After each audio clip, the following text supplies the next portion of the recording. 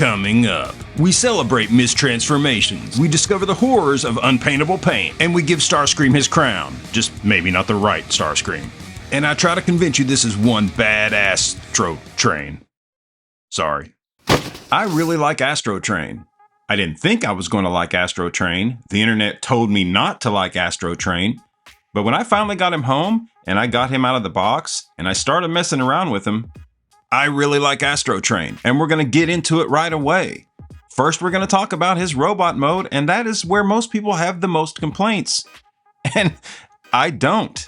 First off, yes, right now, technically he is mistransformed. I have those flaps flipped up to give him that splash of purple on his chest, and I think that makes all the difference, and I think he looks super cool like that.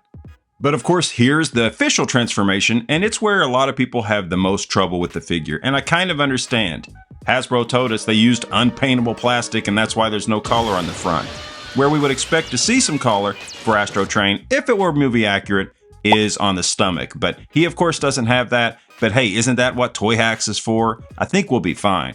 I mean, just take a look at my Studio Series Soundwave here. I got the Retro G1 labels and stuck them on him, and I think he looks incredible now. And yeah, don't tell anyone, but before that, I thought it was kind of boring. Because honestly, for me personally, if I care more about accuracy, it's toy accuracy. And that's where I love that they gave us this option to flip out the chest flaps like that. I think that's a fun addition. That's a throwback to the G1 toy. And I think that's really cool. Again, maybe some stickers or things will make that look better. But for now, I'm just happy that that is in fact an option. And by the way, here's how to make all those happen.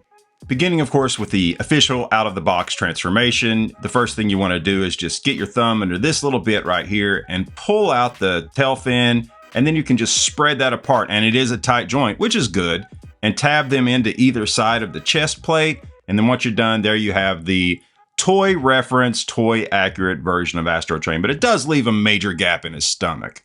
So if you don't like that, you can fold those back together, and then you can sort of tuck that down, slide it up, and then push it in. And then for my favorite version, you just pull these flaps up, fold them up on either side, and that leaves you with that little splash of purple on the chest, which I think looks great. Again, I don't care about screen accuracy. I just want a good-looking toy, and this works well for me. Now, there's a good chance you've been watching all of this and you're like, dude, no, look at those proportions. The arms are too skinny. The legs have those weird flaps. I don't like the lack of paint. And you might already be in the comments typing about that. And look, I get it. When compared to some other recent Studio Series figures we've gotten, he's not going to stack up in robot mode. But remember, he's a triple changer. It's a little tougher to make all of that stuff work and still get a really perfect robot mode. Or if you do get a pretty cool robot mode, it's certainly going to be at the expense of the other two modes for sure. Not necessarily in a bad way, but you're definitely not going to get that accuracy a lot of you are after. And at the end of the day, a lot of folks are going to be looking at Astrotrain just like Thundercracker here is, with a little bit of dismay and a bit of a smirk. And that's fine, but hey, let's talk about accessories. It would be pretty easy to make some infantile jokes about this creamy plastic accessory you get that is meant to be a cloud of steam coming from the train mode. So I'm not going to do that, which is why I left my Titan class Star Optimus Prime on the shelf. We're going to be mature today. He also includes his very purple Ionic Displacer rifle, or should I say Mr. Ionic Displacer. Mr. Ionic Displacer!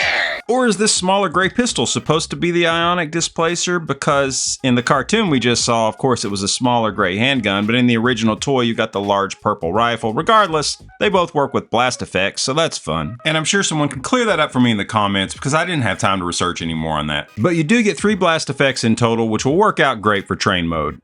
As for articulation, it's actually pretty good, but you will run into some clearance issues. You need to flip these tabs up on the waist to get the full 90 degrees from the legs.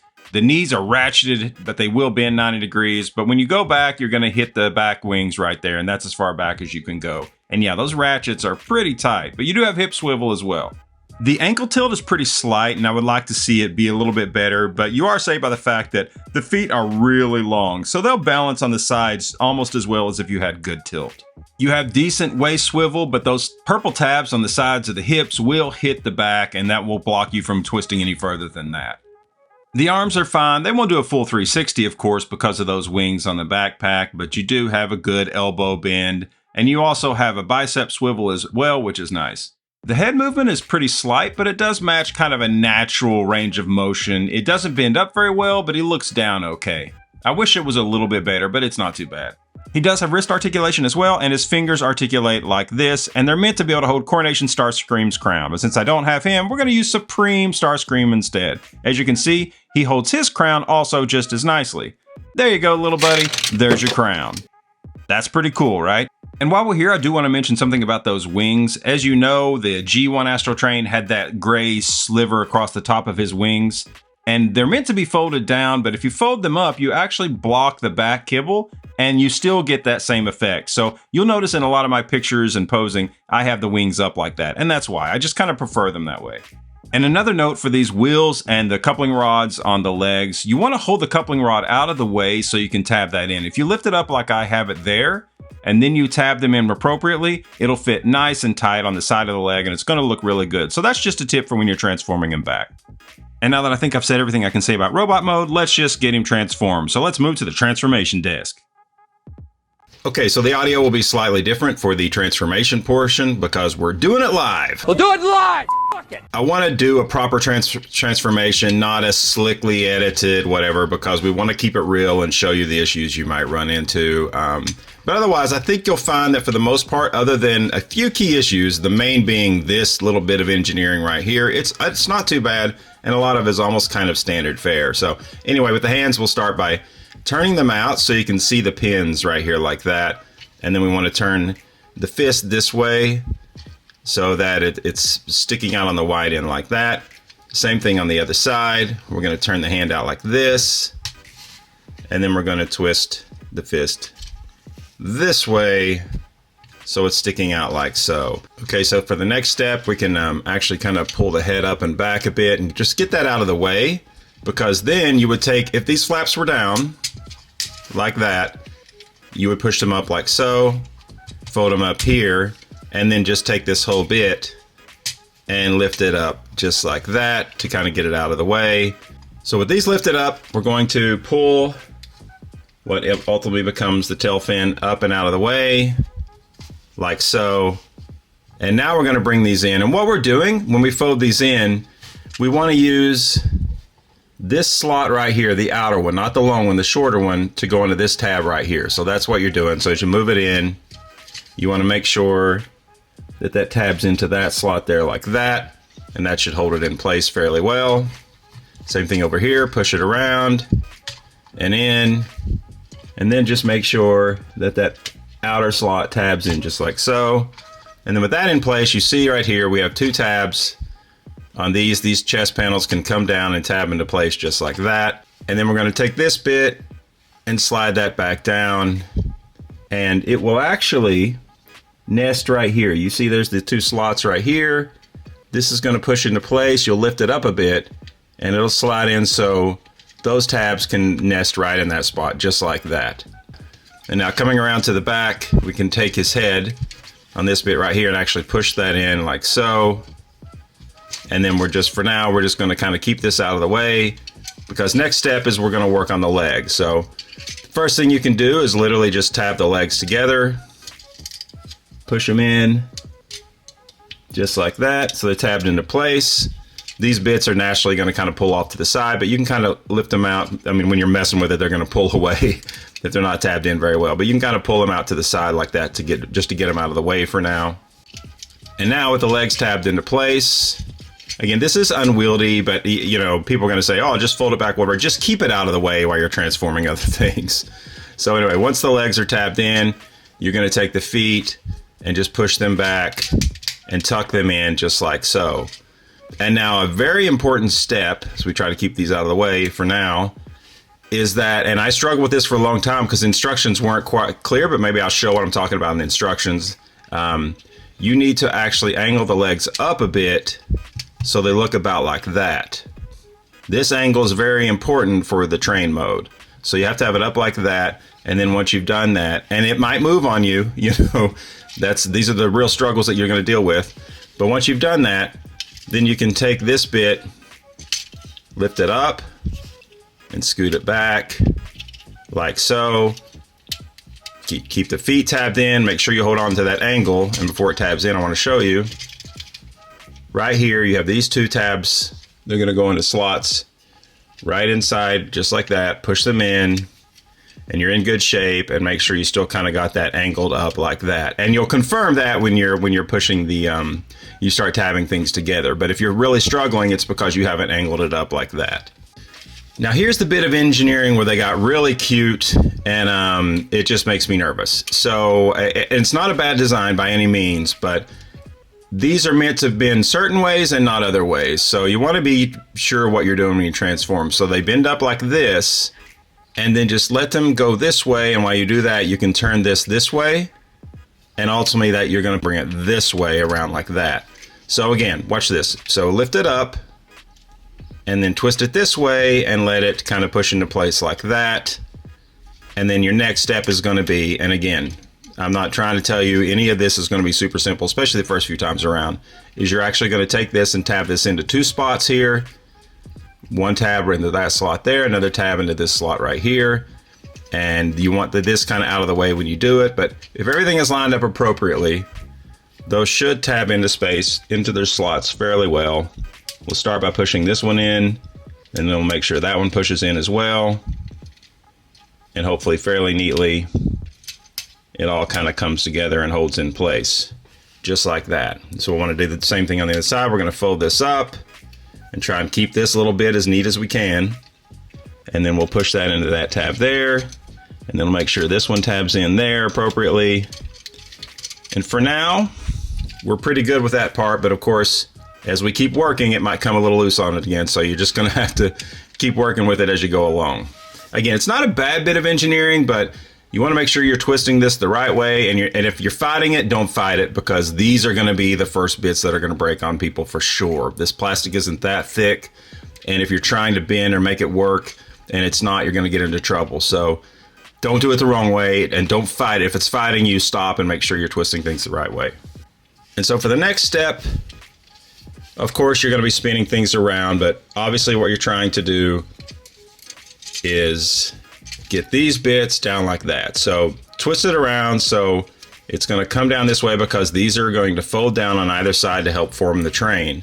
And what's going to happen first is this little tab slot here is going to go into this tab here. So you have some fairly tightly pinned joints.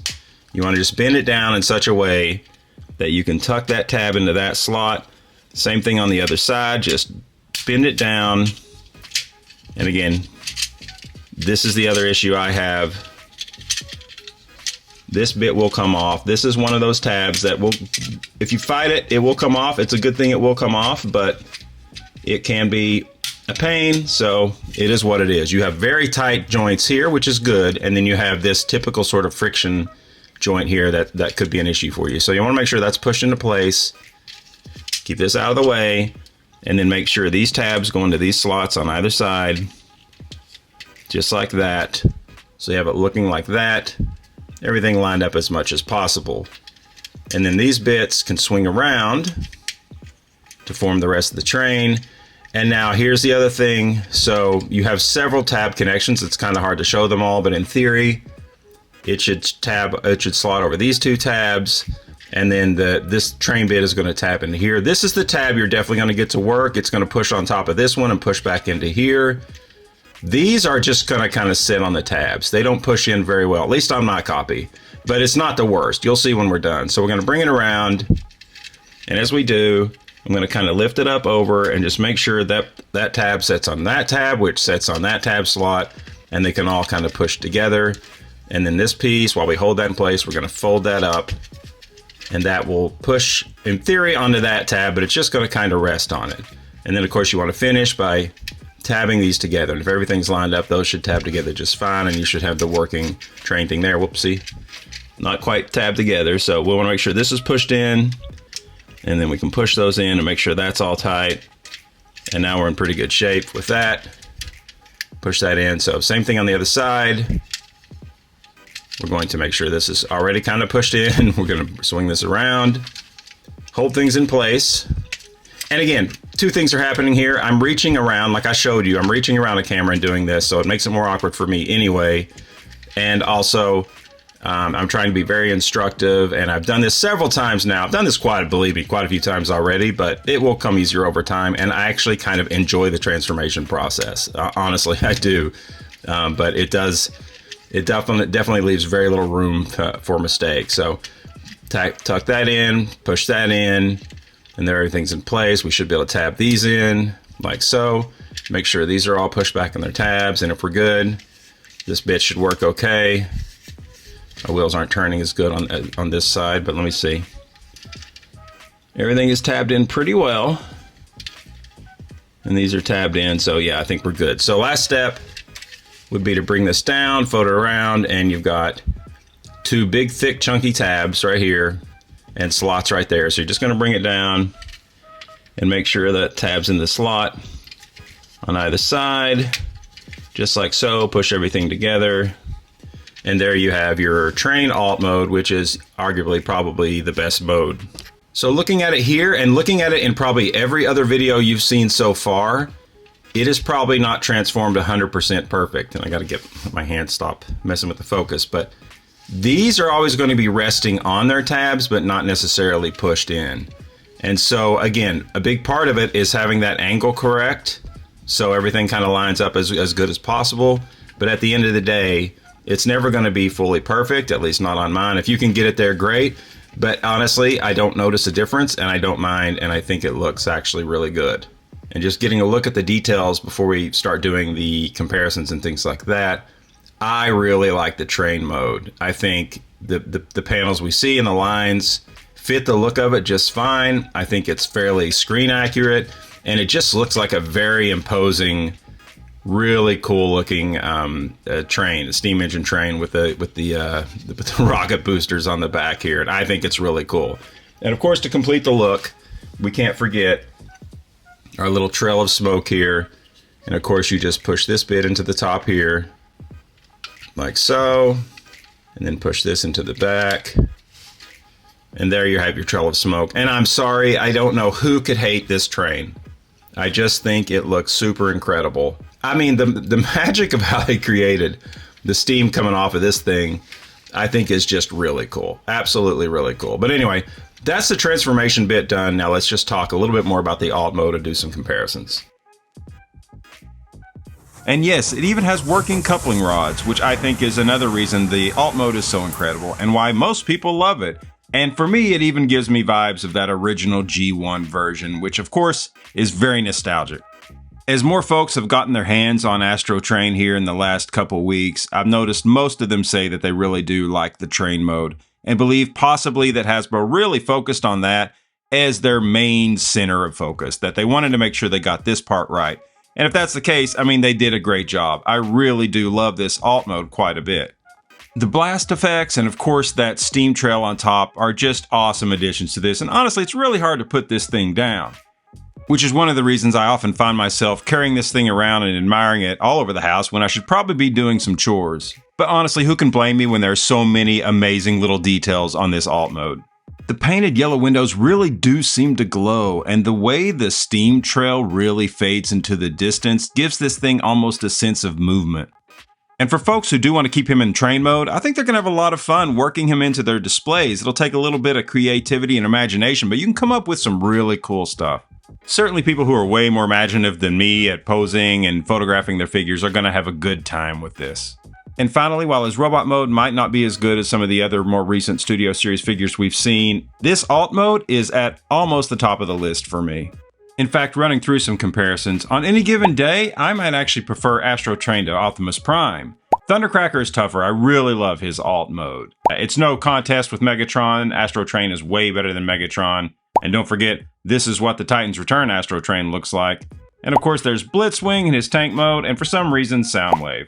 Still looking awesome in those stickers. And yeah, I think he fits in perfectly in this train mode with any of the other Studio Series figures. And we still have one other mode to check out, so let's go ahead and get him transformed into that third mode now. And so for the first step, of course, remove the steam from the top and any other accessories that are attached. Next thing you want to do is pull the back away and lift it up just like this. Next, you want to pull these side panels down. If they tabbed in, great, remove them from the tab. But be very careful with these joints as you pull them down. They are very tight joints. Don't push too hard, but you do have to push a little hard to make them work. And you'll notice the couplings will sometimes uncouple themselves. If they do, great, just fold the panel back just like that. And if they haven't yet, make sure you uncouple the couplings and then fold this whole panel back, again, just like this, all the way back until it's out of the way.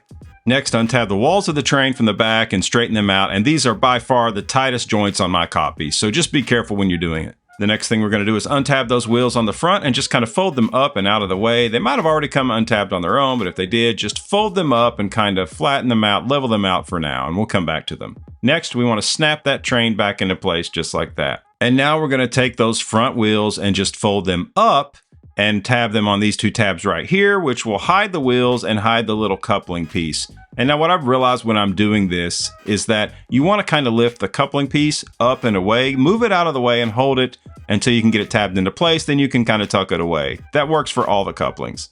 Now let's just take those landing gear and fold them up from under the feet. Now take those dangling wings and fold them around so that you can sort of accordion them up and into place, and the top of the train will snap into the wings just fine. Lift out the tail fin, but not as violently as I just did it. Take it a little easy on it.